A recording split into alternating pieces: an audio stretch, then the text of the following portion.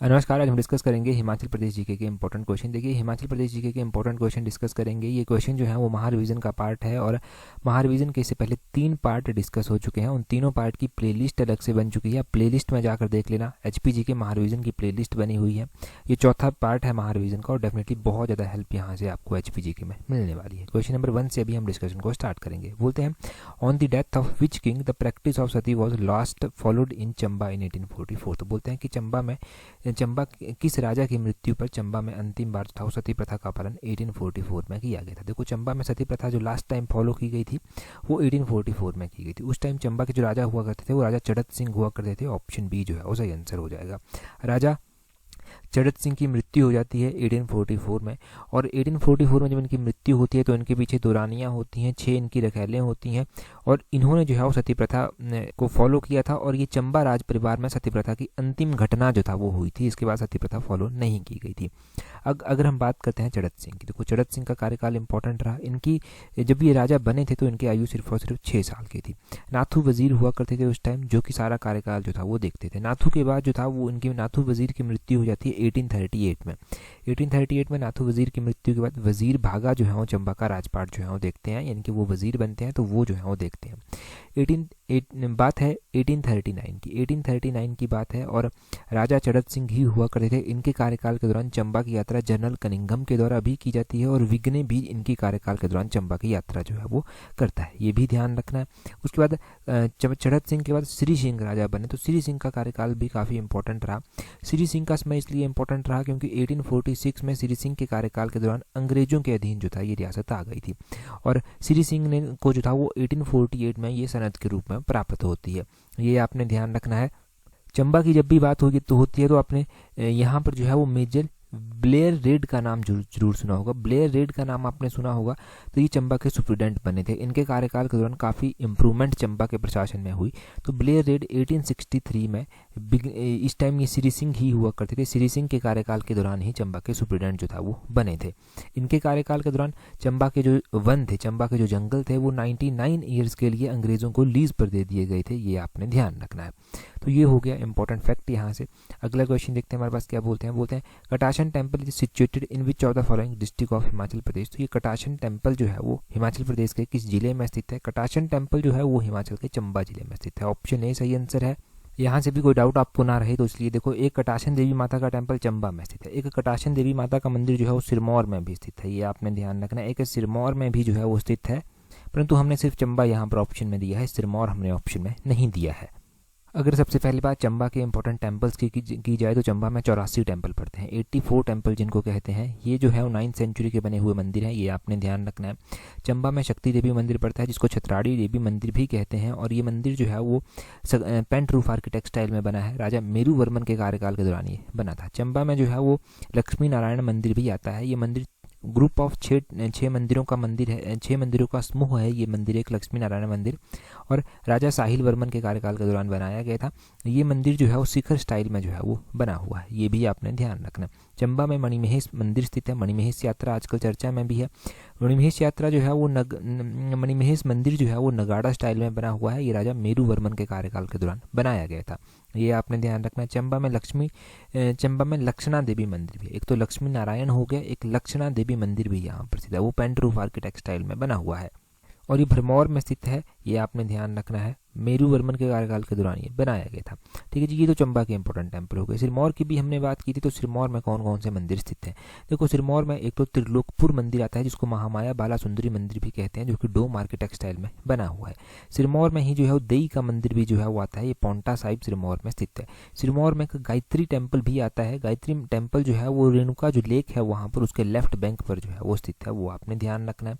सिरमौर में जो है वो जगन्नाथ टेम्पल भी आता है। जगन्नाथ टेम्पल कब बना था? एक एग्जाम में क्वेश्चन पूछा गया था। जगन्नाथ टेम्पल 1681 में जो था वो सिरमौर का ये बना था। उस टाइम यहाँ के राजा बुद्ध प्रकाश जो था वो सिरमौर के हुआ करते थे। ये आपने ध्यान रखना। तो ये आपने सिरमौर और चंबा के इंपॉर्टेंट टेम्पल यहाँ से रिवाइज कर लिया। अगले क्वेश्चन में बोलते हैं, who was the first Rajya Sabha member from Himachal Pradesh. तो हिमाचल प्रदेश में देखो 3 राज्यसभा की सीटें हैं, परंतु यहाँ पर क्वेश्चन पूछा गया है कि हिमाचल से राज्यसभा के पहले सदस्य कौन थे। देखो, हिमाचल में अगर हम एडमिनिस्ट्रेशन की बात करते हैं, राज्यसभा की बात करते हैं, फिर राज्यसभा के पहले पहले सदस्य यहाँ से कौन थे, वो थे चिरंजी लाल वर्मा। ऑप्शन सी जो है वो सही आंसर हो जाएगा। अगर हम बात करते हैं लोकसभा, राज्यसभा, विधानसभा की हिमाचल से, तो वो इंपॉर्टेंट है यहाँ से। देखो सबसे पहले तो बात यहाँ पर क्वेश्चन जब राज्यसभा के, तो राज्यसभा की ही हम बात करेंगे। सबसे पहले जो राज्यसभा के सदस्य थे वो थे चिरंजी लाल वर्मा। 3 राज्यसभा की सीट्स हिमाचल प्रदेश से हैं और अभी प्रेजेंट टाइम में ये 3 मेंबर कौन कौन से हैं हिमाचल राज्यसभा से। एक तो देखो हिमाचल प्रदेश यूनिवर्सिटी के पुराने वाइस चांसलर हैं जिनका नाम है डॉक्टर सिकंदर, उनका नाम आपने ध्यान रखना है, डॉक्टर सिकंदर कुमार, उनका नाम ध्यान रखें। और एक सदस्य कुछ टाइम पहले जब बड़ी हलचल हिमाचल की राजनीति में हुई थी तो वो हर्ष महाजन जो था वो राज्यसभा के सदस्य बने थे।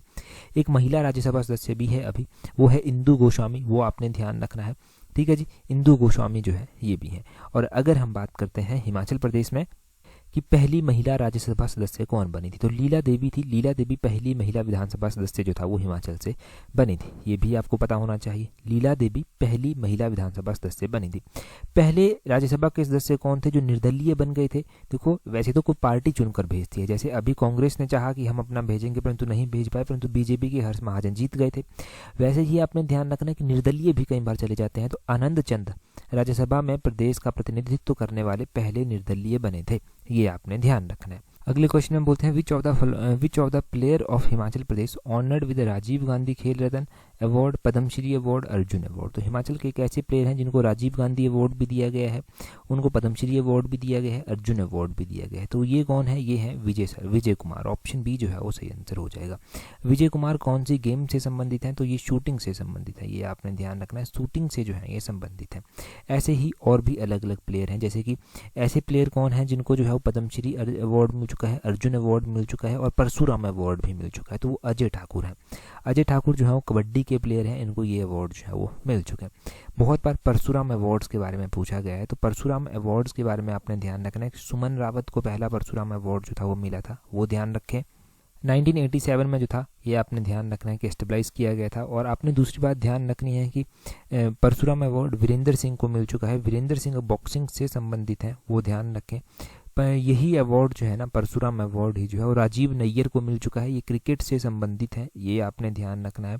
और अभी आपने एक और बात ध्यान रखनी है, हिमाचल के एक खिलाड़ी को जो है वो तेंजिन नॉर्गे अवार्ड जो था वो दिया गया था। Tenzin Norgay national adventure award 2022 से जो था वो इनको नवाजा गया था, तो ये थे श्री प्रवीण सिंह, इनका नाम ध्यान रखना है, श्री प्रवीण सिंह को जो था ये दिया गया था। और रितु नेगी जो कि कबड्डी की खिलाड़ी हैं, उनको अर्जुन अवार्ड के लिए जो है नॉमिनेट किया गया है, ये आपने ध्यान रखना है, अर्जुन अवार्ड उनको दिया गया है, वो भी पता चल गया।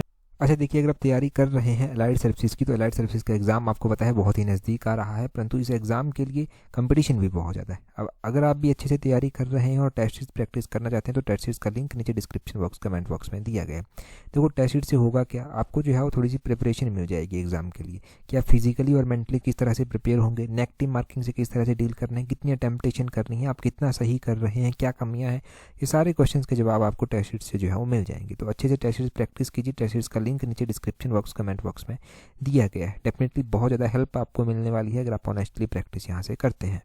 नेक्स्ट क्वेश्चन में बोलते हैं where is panchayati raj training institute located in Shimla district. तो बोलते हैं कि शिमला में पंचायती राज प्रशिक्षण संस्थान कहाँ पर स्थित है, तो ये मसोबरा में स्थित है। ऑप्शन डी जो है वो सही आंसर है, मसोबरा में ये तो पंचायती राज प्रशिक्षण संस्थान जो है वो स्थित है, ये आपको पता चल गया। परंतु आपने एक और बात ध्यान रखनी है हिप्पा के बारे में। HIPA Himachal institute of public administration जो है वो कहाँ पर स्थित है। हिप्पा जो है वो आपने ध्यान रखना है 1974 में स्थापित किया गया था और ये फेयर लॉन्स में जो है वो स्थित है। फेयर लॉन्स भी इसी रेंज में जो है वो आता है, ये आपने ध्यान रखना है। फेयर लॉन्स भवन जो है इसका निर्माण किसके द्वारा करवाया गया था, आर डिक्सन के द्वारा इसका निर्माण जो था वो करवाया गया था। और हिमाचल प्रदेश जो लोक प्रशासन संस्थान है, Himachal institute of public administration है, इसके जो पहले अध्यक्ष बने थे वो कौन बने थे, वो VK शर्मा जो था वो बने थे। पंचायतों की बात कर लें, प्रेजेंट टाइम में हिमाचल प्रदेश में कितनी पंचायतें आती हैं, तो 3615 3615 पंचायतें हिमाचल प्रदेश में आती हैं। और पंचायती राज डे जो है वो कब मनाया जाता है, तो पंचायती राज डे जो है वो 24 अप्रैल को जो है वो प्रत्येक वर्ष मनाया जाता है। ये भी क्वेश्चन पूछा जाता है कि पंचायती राज डे जो है वो कब मनाया जाता है, तो ये 24 अप्रैल को मनाया जाता है। हिमाचल प्रदेश में डिस्ट्रिक्ट कितने हैं आपको पता है 12 जिले हैं, परंतु जिला परिषद कितने हैं, तो जिला परिषद भी 12 ही हिमाचल प्रदेश में है। पंचायत समितियां कितनी हैं 81 पंचायत समितियां जो है वो हिमाचल प्रदेश में हैं। नेक्स्ट क्वेश्चन देखिए, बोलते हैं Kamrunag lake is situated at a height of, तो बोलते हैं कामरूनाग झील जो है ये बोलते हैं कितने हाइट पर जो है वो स्थित है। अगर हिमाचल में हम लेक्स की बात करते हैं तो ये कामरूनाग झील भी जो है वो इंपॉर्टेंट लेक है, और कहाँ पर पड़ती है, ये जो है वो मंडी डिस्ट्रिक्ट में जो है वो आती है। अब इस कामरूनाग झील की ऊंचाई पूछी गई है, तो लगभग 10,000 फीट के अप्रोक्सीमेटली इसकी हाइट है। ऑप्शन बी सही आंसर होगा।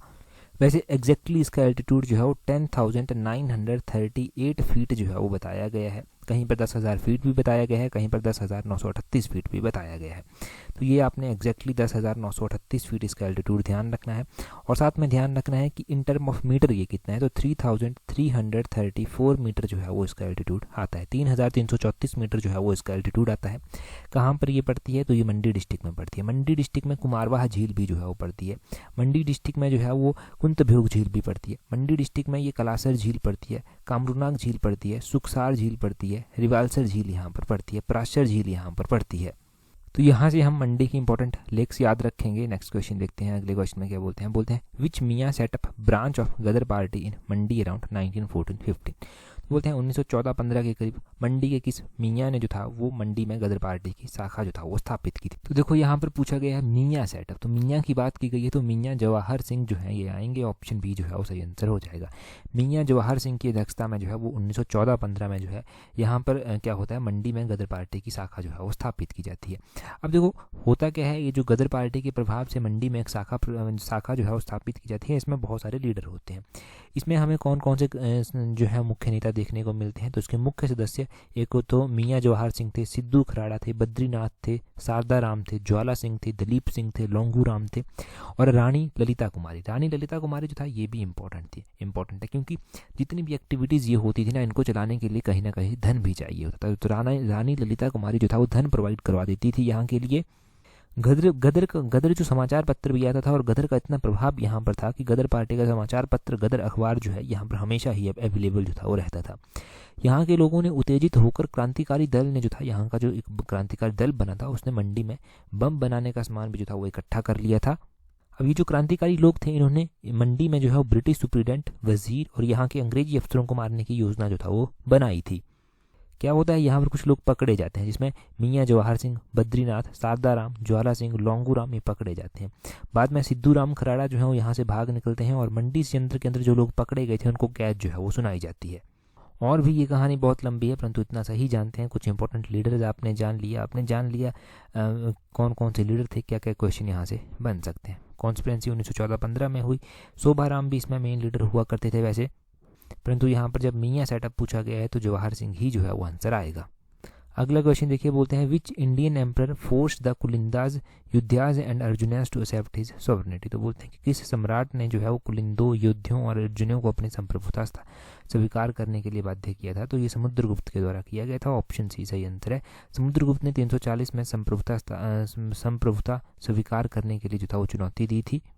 अगर समुद्रगुप्त की हम बात करें तो उसको नेपोलियन ऑफ इंडिया भी कहा जाता था, कविराज के नाम से भी ये खुद को कहलाता था। यहाँ से इतना ही जानते हैं। अगला क्वेश्चन देखिए क्या बोलते हैं। अगले क्वेश्चन में बोलते हैं स्वाधीन कहलूर दल was founded by which of the following, तो स्वाधीन कहलूर दल की स्थापना की गई थी, ये किसके द्वारा की गई थी। देखो स्वाधीन कहलूर दल की स्थापना राजा आनंद चंद के द्वारा की गई थी। ऑप्शन ए सही आंसर हो जाएगा। ये आनंद चंद बिलासपुर के ही अंतिम राजा थे जिनके द्वारा ये स्वाधीन कहलूर दल जो था वो स्थापित किया गया था। इसके पीछे की भी कहानी है। इसके पीछे की बात यह है कि यहाँ के राजा, बिलासपुर के राजा आनंद चंद ये स्वाधीन कहलूर दल इसलिए बनाते हैं क्योंकि बिलासपुर में जो भी रियासत के खिलाफ एक्टिविटीज़ हों उनको जो है वो दबाया जा सके, तो एक सेना के रूप में जो है उसको बनाया जाता है। अब आपने ध्यान रखना है, जब 15 अप्रैल 1948 को हिमाचल का गठन होता है तो बिलासपुर उसमें नहीं मिलता, ये बाद में चलकर मिलता है। कब मिलता है? 1 जुलाई 1954 को ये बिलासपुर जो है वो हिमाचल प्रदेश का भाग बनता है और 5वें नंबर का जिला जो है वो बिलासपुर बन गया था। अगर यहाँ से हम 5 इंपॉर्टेंट फैक्ट जाने तो क्या क्या इंपॉर्टेंट फैक्ट वो यहाँ के बनेंगे। बिलासपुर के बारे में जानते हैं इंपॉर्टेंट फैक्ट। बिलासपुर में ढांडरा आंदोलन भी होता है, तो ये ढांडरा आंदोलन कब होता है? ये 1930 में होता है। क्यों होता है? बिलासपुर में जो भूमि बंदोबस्त था उसके खिलाफ ये आंदोलन जो है वो लोगों के, रियासत के लोगों के द्वारा किया जाता है। बिलासपुर की स्थापना किसके द्वारा की गई थी? बिलासपुर की स्थापना राजा दीपचंद के द्वारा की गई थी। कौन से ईयर में की गई थी? 1654 में की गई थी। बिलासपुर के वह कौन से राजा थे जिनके कार्यकाल के दौरान 1857 का विद्रोह हुआ था? तो राजा हीराचंद थे जिनके कार्यकाल के दौरान अंग्रेजों का जिनके कार्यकाल के दौरान ये 1857 का विद्रोह हुआ था और इन्होंने यहाँ पर अंग्रेजों का साथ जो था वो दिया था, ये आपने ध्यान रखना है। बिलासपुर के वो कौन से राजा थे जिनके कार्यकाल के दौरान फर्स्ट वर्ल्ड वॉर हुआ था? तो बिलासपुर के राजा विजयचंद थे, जिनके कार्यकाल के दौरान ये फर्स्ट वर्ल्ड वॉर हुआ था। 1914 और 1918 के बीच की ये बात है जब ये फर्स्ट वर्ल्ड वॉर जो था वो हुआ था। बिलासपुर में नलवाड़ी का मेला होता है। ये नलवाड़ी का मेला 1889 में डब्ल्यू गोल्डस्टीन के द्वारा जो था वो स्टार्ट करवाया गया था। डब्ल्यू गोल्डस्टीन का नाम आपने ध्यान रखना है। नेक्स्ट क्वेश्चन देखिए, नेक्स्ट क्वेश्चन में क्या बोलते हैं एज पर Himachal Pradesh budget 2024-25 fully automated milk and milk product plant will be setup at. तो बोलते हैं कि हिमाचल प्रदेश बजट 2024-25 के अनुसार पूर्णतः रूप से स्वचालित दुग्ध एवं दूध उत्पादन संयंत्र कहाँ पर स्थापित किया जाएगा? तो ये ढंगवार में स्थापित किया जाएगा। ऑप्शन सी सही आंसर है। ढंगवार डिस्ट्रिक्ट कांगड़ा में पड़ता है जहाँ पर ये स्थापित की जाएगा। यहाँ से इतना ही ध्यान रखिए। नेक्स्ट क्वेश्चन देखते हैं हमारे पास क्या बोलते हैं new centre of excellence having a carp fish farm will be established in which of the following district. तो एक नया फिश कार्प फार्म जो है वो स्थापित किया जाएगा, जिसको centre of excellence carp fish farm कहा गया है। ये कहाँ पर स्थापित किया जाएगा? ये हमीरपुर में स्थापित किया जाएगा। ऑप्शन सी सही आंसर हो जाएगा। यहाँ पर देखो हिमाचल में 10 new large biofloc fish production ponds जो है वो स्थापित किए जाएंगे। 10 नए small scale biofloc fish production जो है वो स्थापित किए जाएंगे, ये बजट में कहा गया। 3 नए फीड मिल्स स्थापित किए जाएंगे, ये बजट में कहा गया। 150 नई ट्राउट फिश प्रोडक्ट जो है वो स्थापित की जाएंगी, हैचरीज बनाई जाएंगी, ये जो है वो बजट में कहा गया। तो ये बजट के इंपॉर्टेंट पॉइंट्स हैं। आगे बोलते हैं largest solar power project with 32 megawatt capacity located at Pekhubela will be commissioned by. बोलते हैं कि पेखूवेला में 32 मेगावाट क्षमता वाली सबसे बड़ी सौर परियोजना जो है वो बनेगी। ये कब तक चालू कर दी जाएगी? तो मार्च 2024 तक चालू करने की इसको बात कही गई थी। यहाँ पर देखिए ये जो भंजल है ऊना में पड़ता है, यहाँ पर भी सोलर पावर प्रोजेक्ट जो है वो इंस्टॉल किया जाएगा 5 मेगावाट का, और ये सितंबर 2024 तक जो है वो चालू कर दिया जाएगा। अगलोर की बात करें तो अगलोर सोलर पावर प्रोजेक्ट है जो कि 10 मेगावाट का है, ऊना में स्थित है। इसको जून 2024 तक जो है कमीशन कर दिया जाएगा, ये बात कही गई थी। सरकार ने टारगेट रखा है कि हिमाचल प्रदेश को ग्रीन एनर्जी स्टेट बनाना है, और ये 31 मार्च 2026 तक जो है वो ग्रीन एनर्जी स्टेट बनाने की बात जो है सरकार ने कही है। अगला क्वेश्चन देखिए, बोलते हैं कौन सी स्टेटमेंट इनमें से सही है। पहले बोलते हैं which of the following statement is correct. Now Jujurana is a state bird of Himachal Pradesh. बोलते हैं कि अभी जुज्जुराना जो है वो स्टेट बर्ड है हिमाचल प्रदेश का। आगे बोलते हैं previously state bird of Himachal Pradesh was western tragopan, की इससे पहले हिमाचल का स्टेट बर्ड जो है वो वेस्टर्न ट्रैगोपैन जो है वो हुआ करता था। देखो अगर हम बात करते हैं कि इनमें से कौन सी स्टेटमेंट सही है, देखो अभी अगर हम बात करते हैं तो जुज्जुराना हिमाचल प्रदेश का राज्य पक्षी है, बिल्कुल सही बात है। परंतु इससे पहले क्या वेस्टर्न ट्रैगोपैन हुआ करता था? देखो वेस्टर्न ट्रैगोपैन को ही जुज्जुराना कहा जाता है, तो ये स्टेटमेंट गलत हो जाएगी। जुज्जुराना से पहले मोनाल जो था वो हिमाचल का जो था वो स्टेट बर्ड हुआ करता था, तो इसमें only one statement is correct हो जाएगा। 2007 में क्या होता है? 2007 में हिमाचल का स्टेट बर्ड और स्टेट एनिमल ये दोनों चेंज कर दिए जाते हैं। हिमाचल का स्टेट बर्ड जो था वो पहले मोनाल हुआ करता था, फिर मोनाल से बदलकर इसको जुज्जुराना जो था वो कर दिया गया, ये आपने ध्यान रखना है। और पहले जो था वो स्टेट एनिमल हिमाचल का मस्क डियर हुआ करता था, मस्क डियर हुआ करता था, और मस्क डियर से बदलकर अभी स्नो लेपर्ड जो है वो इसको कर दिया गया है, स्नो लेपर्ड इसको कर दिया गया है। अब ये कौन से ईयर की बात है? तो ये 2007 की बात है जब ये चेंजेस जो था वो किए गए थे, ये आपने ध्यान रखना है। स्नो लेपर्ड की ही जब बात हो रही है तो एक important question, highest snow leopard population जो है वो कहाँ पर है? ठीक है जी, ये पता होना चाहिए। इंडिया में हाईएस्ट स्नो लेपर्ड पॉपुलेशन जो है वो कहाँ पर है? तो वो लद्दाख में जो है वो आ जाती है। लद्दाख में तो चलो ठीक है आ जाती है। अब लद्दाख के अलावा भी आपको पता होना चाहिए कि कितनी पॉपुलेशन कहाँ पर है। तो देखो 2024 में सेंसस टाइप में होता है, काउंटिंग टाइप में होती है, तो पता चलता है कि इंडिया में जो है वो 718 स्नो लेपर्ड जो है वो हैं।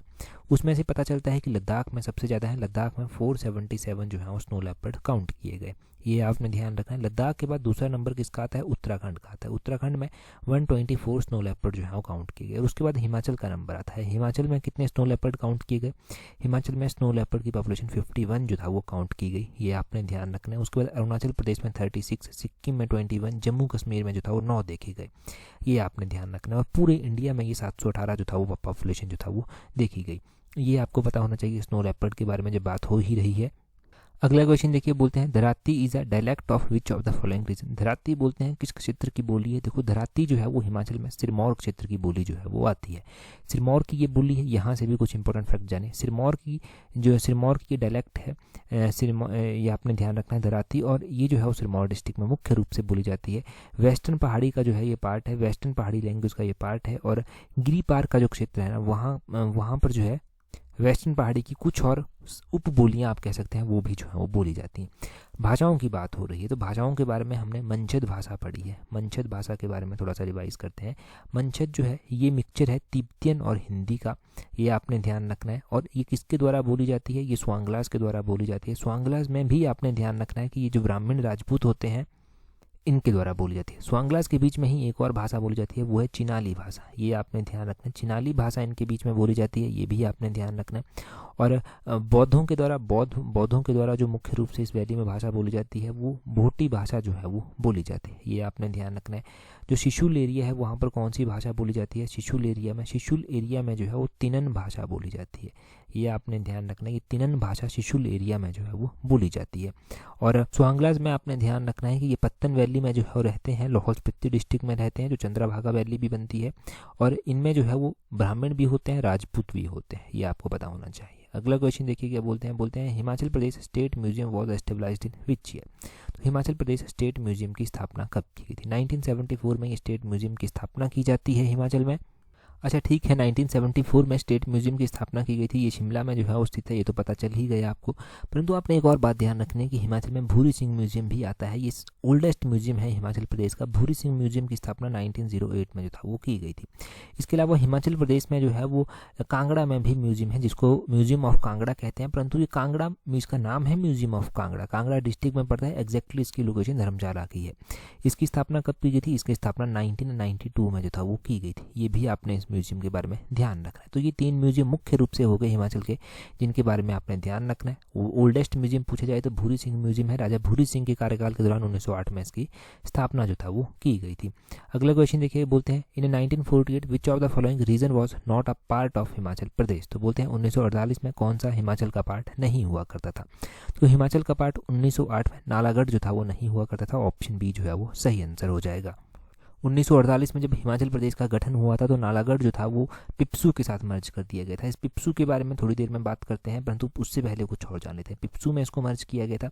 नालागढ़ हिमाचल का पार्ट कब बनता है, 1966 की बात है कि नालागढ़ को जो है वो हिमाचल का पार्ट बना दिया जाता है और ये सोलन डिस्ट्रिक्ट का पार्ट जो है वो बनता है। ये आपको पता चल गया।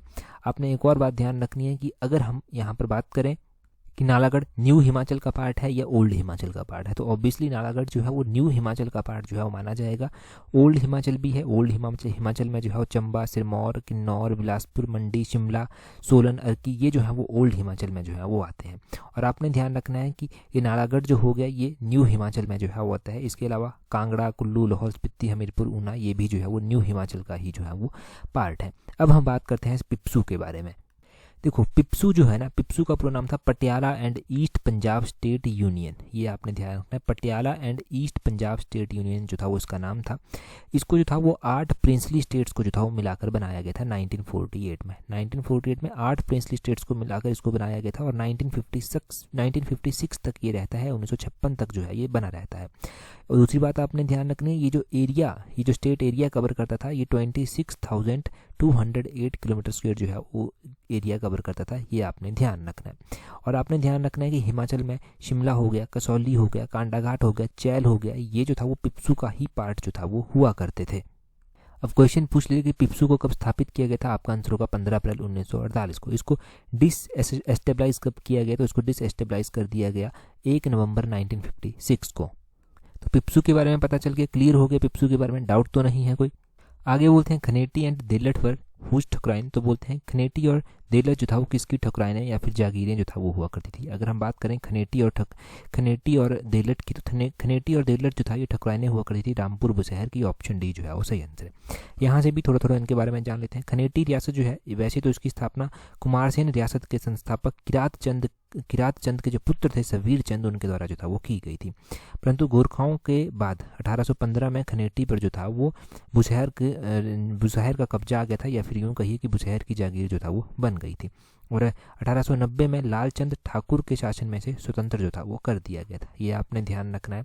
देलत की बात करें तो देलत की स्थापना किसके द्वारा की गई थी, तो इसकी स्थापना जो था वो पृथ्वी सिंह ने जो था वो की थी। 1815 में बुशहर रियासत की जागीर ये बन गई थी और 15 अप्रैल 1948 को जब हिमाचल प्रदेश का गठन होता है तो बुशहर रियासत में मिलाकर महासू जिले का हिस्सा जो है वो इसे बना दिया जाता है। ये आपको पता होना चाहिए। और प्रेजेंट टाइम में ये किस तहसील का भाग आती है, तो ये बुशहर का ही भाग आती है, बुशहर तहसील का ही ये भाग जो है वो आती है। तो ये खनेटी के बारे में पता चल गया, देलट के बारे में पता चल गया। यहाँ पर केयोंथल भी ऑप्शन में दिया गया है, तो केयोंथल के बारे में थोड़ी सी बात कर लेते हैं। केयोंथल की स्थापना किसके द्वारा की गई थी, गिरिसेन के द्वारा की गई थी। 1211 में जो था वो गिरिसेन ने इसकी स्थापना की थी। केयोंथल कब जो था वो फिरोज शाह तुगलक के अधीन आ गई थी, तो 1379 में केयोंथल जो था वो फिरोज शाह तुगलक के अधीन जो था वो आ गई थी। ये आपने ध्यान रखना है। अगर हम बात करें 1815 की, तो 1815 में कुछ एक ठकुराइनें ऐसी थी जो केयोंथल रियासत के अधीन उस टाइम आ गई थी। तो उसमें घुंड आता था, मधान आता था, रतेश आता था, ठियोग आता था, कोटी आता था। तो ये 5 रियासतें ऐसी थी जो कि उस टाइम 1815 में जो था वो केयोंथल रियासत के अधीन जो था वो आ गई थी। और प्रेजेंट टाइम में शिमला शहर जो था वो केयोंथल रियासत के अधीन था। यानी कि प्रेजेंट टाइम में जो शिमला शहर आप देखते हैं वो पहले केयोंथल रियासत के अधीन जो था वो हुआ करता था। ये ध्यान रखना है। अगर हम यहाँ पर बात करें, जुब्बल ऑप्शन में दिया गया है। जुब्बल की स्थापना किसके द्वारा की गई थी ये पता होना चाहिए। वो देखो, जुब्बल की स्थापना करमचंद ने की थी और 1195 में जो था वो इसकी स्थापना करमचंद ने की थी। ये आपने ध्यान रखना है। जुब्बल जो था ना वो सिरमौर रियासत की जागीर जो था वो हुआ करती थी। ये आपने ध्यान रखना है। किसकी जागीर हुआ करती थी, सिरमौर रियासत की जागीर जो था ये हुआ करती थी। यहाँ पर कोटी दिया गया है। कोटी की स्थापना कब हुई थी, किसने की थी, कोटी की स्थापना जो था वो चंद्र के द्वारा की गई थी। और कोटी रियासत की राजधानी जो था आपने ध्यान रखना है कि कोटी में ही हुआ करती थी, परंतु बाद में चलकर ताराचंद ठाकुर यहाँ के शासक हुए, उनके द्वारा क्यार कोटी में इसकी जो था वो राजधानी जो था वो बनाई गई थी। और अगर हम बात करें 1815 की, तो कोटी रियासत हमने अभी पढ़ा कि केयोंथल रियासत की जागीर जो था वो बन गई थी। केयोंथल की उस टाइम 5 जागीरें बनी थी, घुंड, मधान, रतेश, ठियोग और कोटी उसमें से एक जो था वो आता था। अगर पेपर 1 की तैयारी कर रहे हैं तो नीचे टेस्ट सीरीज का लिंक दिया गया है, वहाँ से आप अवेल कर सकते हैं। अच्छी खासी प्रैक्टिस हो जाएगी वहाँ से। अगला क्वेश्चन देखिए। अगले क्वेश्चन में बोलते हैं, which of the following princely state was merged with Himachal Pradesh without making any change in its boundary. तो बोलते हैं निम्नलिखित में से किस रियासत को उसकी सीमाओं में कोई भी परिवर्तन किए बिना हिमाचल में उसका विलय कर दिया गया था। ये 1948 की बात हो रही है, 15 अप्रैल 1948 की। ये आपने कमेंट करके जो है वो बताना है। 4 ऑप्शन आपके पास दिए गए हैं और इंपॉर्टेंट क्वेश्चन है। अगर टेलीग्राम पर हमें अभी तक ज्वाइन नहीं किया है तो अपने टेलीग्राम से सर्च करना @tolexam31। आपको हमारा टेलीग्राम चैनल जो है वो मिल जाएगा। इस वीडियो में इतना ही है। That's all for today. Thank you very much for watching and listening it very patience.